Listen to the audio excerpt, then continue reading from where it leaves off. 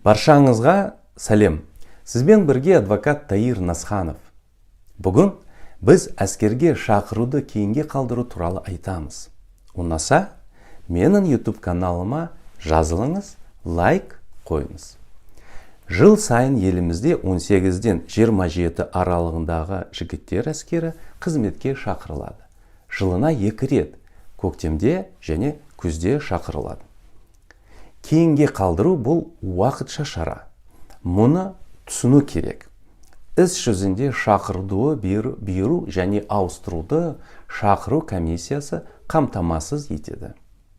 Әскери қызметке шақыруды кейінге қалдырудың негіздері әскери қызмет және әскери қызметшілердің мәртебесі туралы заңда нақты жазылған. Сондықтан, кім үшін әскерге шақыруды кейінге қалдыру өмірлік маңызды болса, сіз бұл заңды интернет желісінен тауып, онымен мұқият таныса аласыз. Кейінге қалдыру мынадай негіздер бойынша берілу мүмкін. Ол отбасы жағдайлар бойынша, білімін жалғастыру үшін, денсаулық жағдайы бойынша, басқа себептері болуы мүмкін. Мысалы, егер сіз толық мемлекеттік қамтамасыз етілмеген және басқа туыстары жоқ отбасы мүшелерін күтумен айналыссаңыз, отбасылық жағдайларға байланысты әскерге шақыруды кейінге қалдыруға болады. Немесе сіз үйленгенсіз және сізде кем дегенде бір бала бар.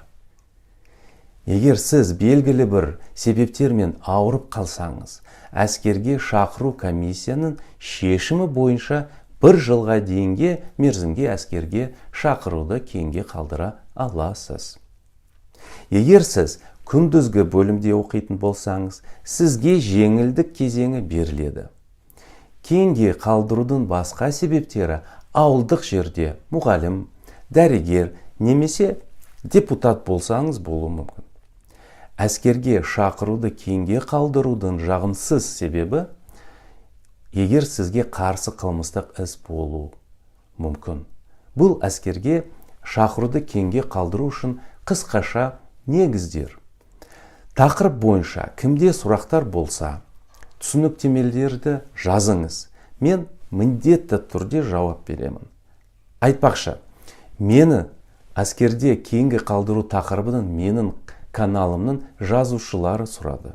Сондықтан, егер сізді мазалайтын құқықтық мәселелер болса, түсініктемелерді жазыңыз. Мен ролик жасаймын.